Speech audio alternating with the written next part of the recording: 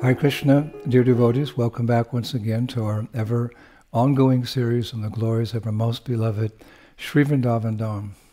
But first, Namo Om Vishnu Padaya, Krishna Pashtaya Bhutale, Srimati Bhaktivedanta Swaminiti Namane. Namaste Saraswati Deve, Gauravani Pacharine, Nirvishesha Shunyavadi Paschatya Deshatarine. All glories to Srila Prabhupada. So, those of you who follow this lecture series know that we always end a lecture with the relevant verse to the theme of that day's lecture. Well, today I'd like to begin with several verses relevant to this series, the glories of Sri Vrindavan Dham. They're actually excerpts from Chaitanya Chandrodaya Nataka, Act number 3, which is a really beautiful drama by Sri Kavikarnapura.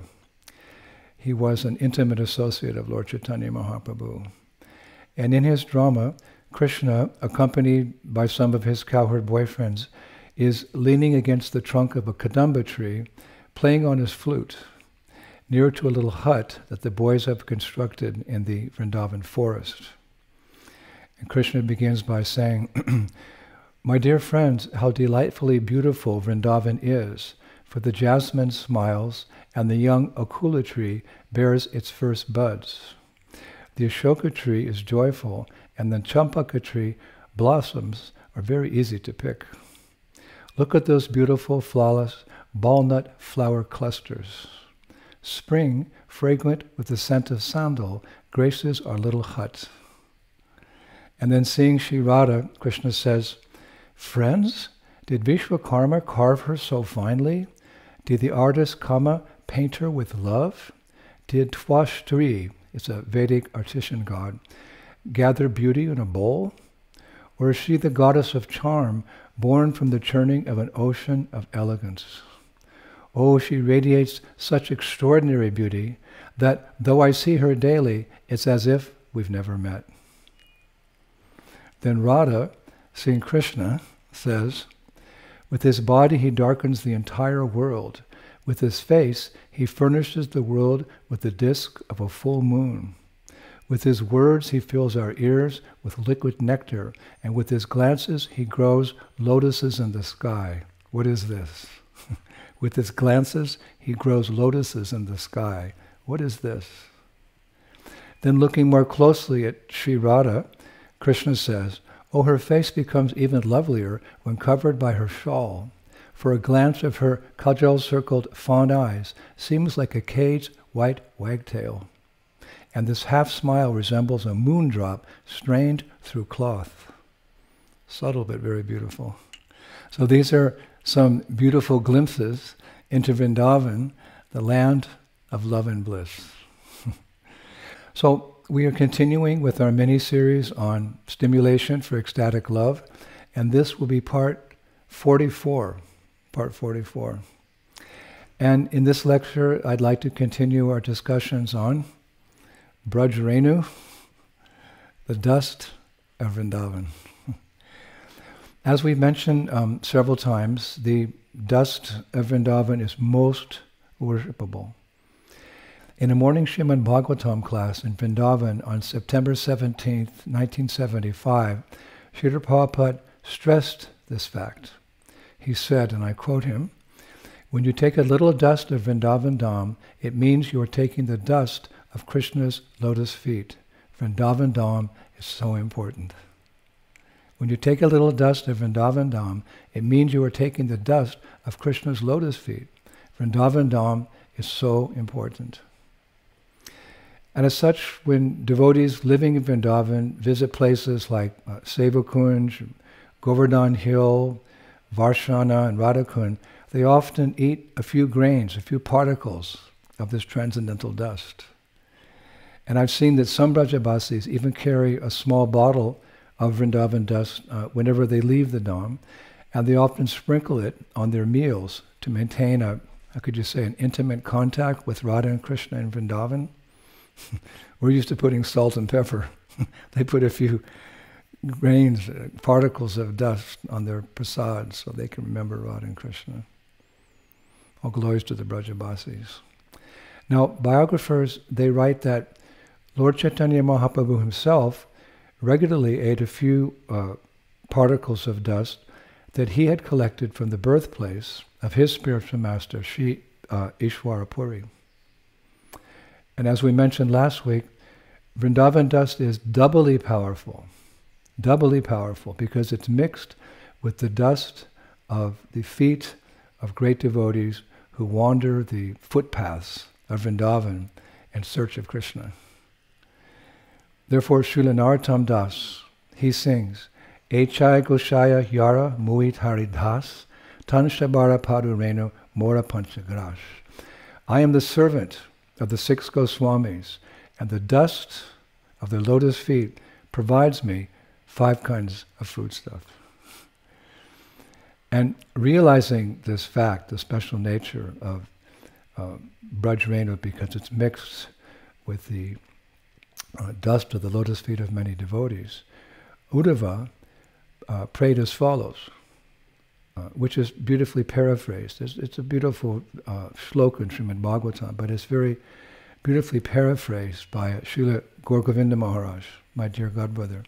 In one of his lectures I was hearing, he said, quoting Uddhava, "In this life it is impossible for me to get the dust of the lotus feet of the gopis.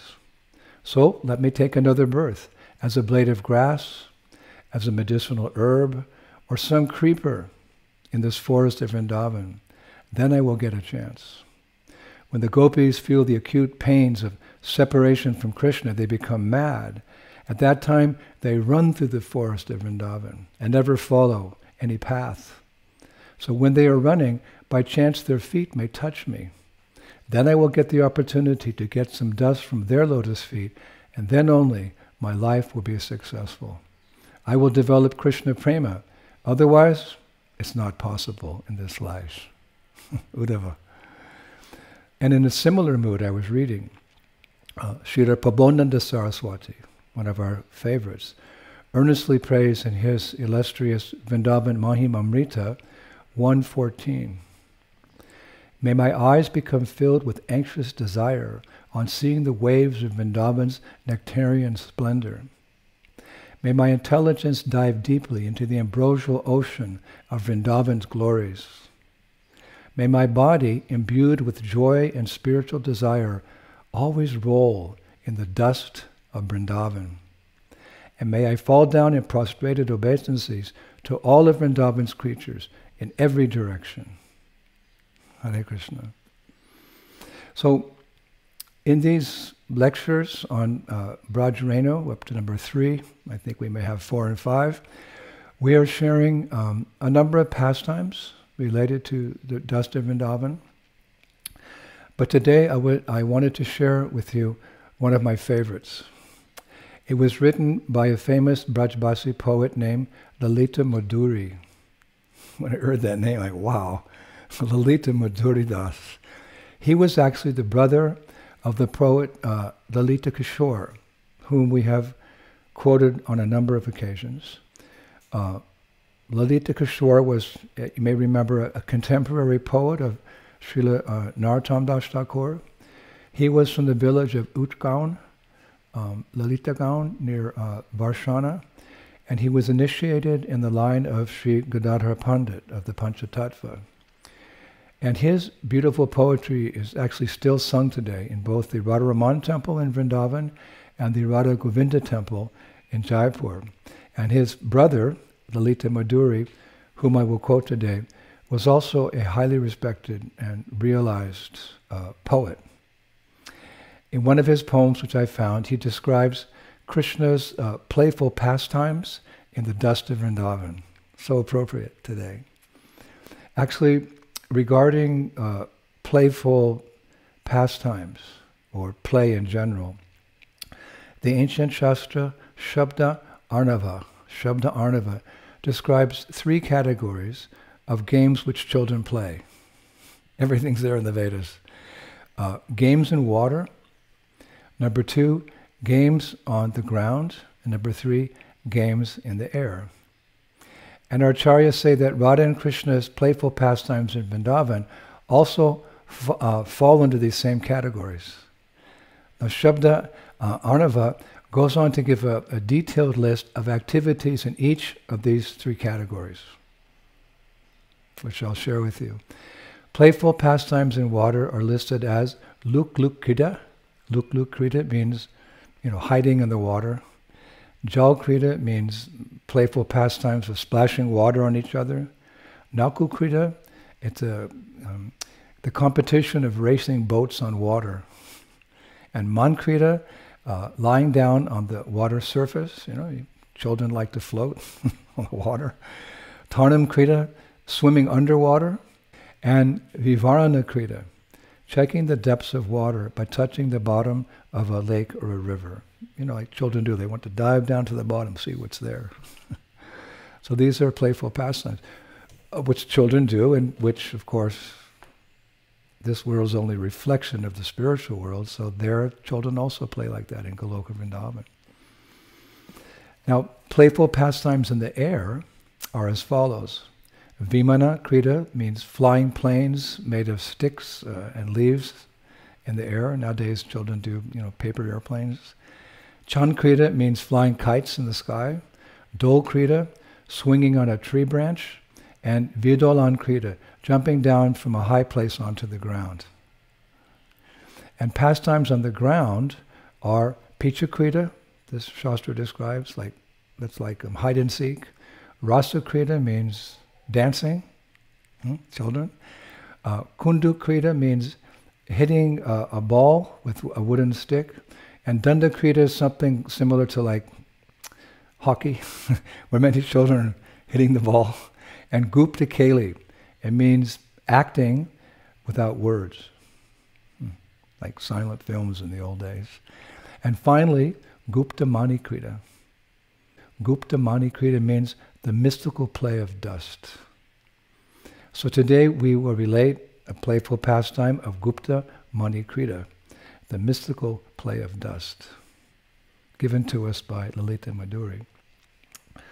So he describes one day when Radharani was 6 years old, she left her palace to join her gopi friends in the garden of her father, King Bishabhanu Maharaj. And arriving there, she found that Lalita and Vishaka were playing the game of Gupta Vasha. Gupta Vasha means, again, hide and seek. And greeting them, Shri Radha said, "My dear friends, call all the other gopis from their homes and tell them I want to play a different game this morning." So when all the village gopis had gathered in that auspicious garden, Shri Radha said, "My dear Vraja gopis, today we will play a very beautiful game called Gupta Mani Krida, the mystical play of dust. In this game, one gopi will hide her bracelet or her gem ring or pearl necklace or some jewelry in the dust of Vrindavan, and all the rest of us will try to find those jewels. Now, if we are unable to find those articles, then all of us will ceremoniously carry that gopi who hid the items and place her on a golden throne. But if we find that gopi's jewelry, then she will become a lifelong servant of all of us. A lifelong servant of all of us." So realizing that either conclusion was a chance to serve, bhakti, serve, in the highest stage of devotion, all the gopis started dancing and cheering each other on and loudly chanting, Jai Ho, Radhe, Radhe. Either was an opportunity to serve. So in Braj, that's the whole mood. So then it's described by the poet that everyone assembled at an area where he describes the Jamuna was flowing with a beautiful sound, where the air was blowing softly, and there were endless mounds of soft dust. So having gathered in that auspicious place, the gopis proceeded with a special ritual to choose which gopi would be the one to hide her precious jewelry in the dust, while the others closed their eyes. So the ceremony was that all the gopis held fistfuls of dust in their closed hands, and at a signal, they were to open their fists and quickly throw the dust in the air. And the rule was that the first gopi who threw her fistful of dust in the air would be the gopi to hide her ornaments. You had to be quick in this little ritual. 1, 2, 3. So Lalita Madhuri, our poet, he comments very nicely on this scene. He said, "O friend, I have seen an amazing thing today. The gopis of Braj, the milkmaids of Braj, who are like stars surrounding moon-faced Sri Radha, are playing Guptamani Krita on the banks of the Jamuna, while holding the auspicious, soft golden dust of Vrindavan in their fists. Just see now, the dust is flowing upwards from their hands, distributing the highest bliss on all of them. The sages Vyasa, Narada, Ambarish, and Uddhava have arrived and are taking that dust on their heads. I say, O friend, when will that day come when I too will respectfully place that dust on my forehead?" What a wonderful poet. So he goes on to describe that the gopi named Maitri was the first to open her fist and throw Vrindavan dust high into the air. And seeing her, Sri Radha paused for a moment and kind of looked at her curiously, and she said, my dear gopi with a dark complexion, please tell me more about yourself. You look so beautiful, but I've never seen you before here in Braj. So Maitri, covered her face, and she said, "O virtuous one, please accept me as your servant. I am one of the maidservants of Devi Purnamasi, and I have come here today to play with you on her order only." So, pleased with her reply, Sri Radha said, "Oh, Maitri, you new gopi with a darkish complexion, you are welcome in our group of Braja Gopis. Now, please hide your jewelry as we all close our eyes." So Maitri went some distance and carefully placed some of her jewelry, in the dust of Vrindavan. Then she called out, "My dear gopi friends, now try to find the impossible place in the dust of Braj where I have hidden my jewels." So soon all the girls were running around and searching through Vrindavan's dust in different places, near the Jamuna River. Our poet writes, some were digging the ground with their soft fingers, some were digging with the tips of their toes, some were digging with their bangles, kanchana, and some were digging with their rings. "Oh brother, just see the milkmaids of Braj searching for treasures hidden in the dust of Braj by the Creator." Secret line there. "Oh brother, just see the milkmaids of Braj searching for treasures hidden in the dust of Braj by the Creator." Krishna. So when all the gopis returned unsuccessful, they couldn't find the Maitri's jewels anywhere, Srimati Radharani noticed a pile of dust some distance away, where they had not looked. So walking over, Vrindavaneshwari bent down and started to dig into that pile of dust. And suddenly, to her surprise, she found very beautiful ankle bells, armbands, pearl necklaces, bracelets made of different gems, shining like the sun, so effulgent. And as her gopi friends crowded around her, she kept digging, and suddenly came across a beautiful golden pot, studded with rare gems. And as she very slowly took it out from the ground, suddenly 9 goddesses appeared from the golden pot. Joining their palms together in great respect, they said to her, "O Sri Radha, we are 9 embodiments of bliss and fortune that reside in the sacred dust of Braj. While playing Guptamani Krita, the mystical play of dust, you have found our treasure, this mystical treasure here in the dust of Vrindavan. Therefore, please keep this golden pot and use it in Krishna's service." So witnessing this, all the gopi friends of Radharani, they became mesmerized. They took that pot and that jewelry and they started decorating Sri Radha in a most beautiful way with all that precious jewelry that she had come across. Then they escorted her to meet her beloved Lord in a prearranged meeting further inside the Vrindavan forest, where they found Krishna herding his thousands of cows. And at this point, the poet Lalita Madhuri, he writes, the beautiful couple, Shri Shri Radha and Krishna, met in Vrindavan, where the dust of Vrindavan concealed their loving pastimes from the demigods. O my mind, just worship Vrindavan's dust, which is glorified by Shrutis and Puranas, which is worshipped by the Nidhis and the Siddhis, which is respected by goddesses, and which is the eternal residence of love and devotion for Sri Krishna. Hare Krishna. Mystic dust of Vrindavan. Who knows what's in that dust? So many wonderful, amazing things.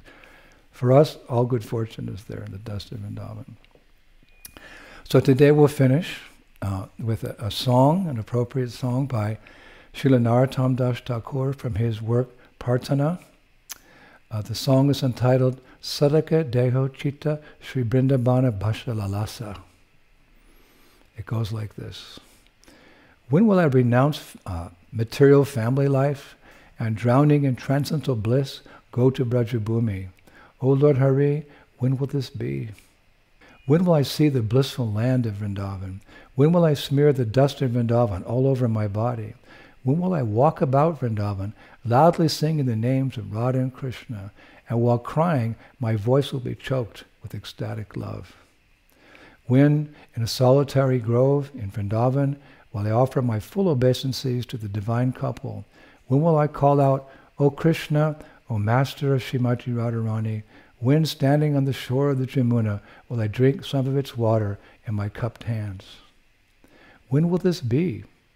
When will I go to the arena of the rasa dance and roll about in its dust, overwhelmed with ecstasy? When will I visit Vamsivat and fall down on the ground, overwhelmed by transcendental bliss? When will I see Govardhan Hill, my eyes filling with tears? When will I reside at Radhakund? When, as a result of constantly wandering in Vrindavan, will this poor body fall down? Poor-hearted Narottam Das speaks in this way. Hare Krishna. All glory to Srila Narottam Das Thakur. Braj Renu ki. Thank you, Prabhu. Again, pure nectar, absorbing ourselves in Sri Vrindavan Dham. We said many times, Rupa Goswami says, if you can't, everyone should live in Vrindavan, but if you can't live in Vrindavan, just always remember Vrindavan from a distance. Meditate on all its transcendental qualities, like this Brajrena, which we've been discussing, and this way we'll feel the mood of Vrindavan. So thank you very much. I think we have a couple more classes on Brajrena, and we'll be with you next Friday. All glories to Srila Prabhupada.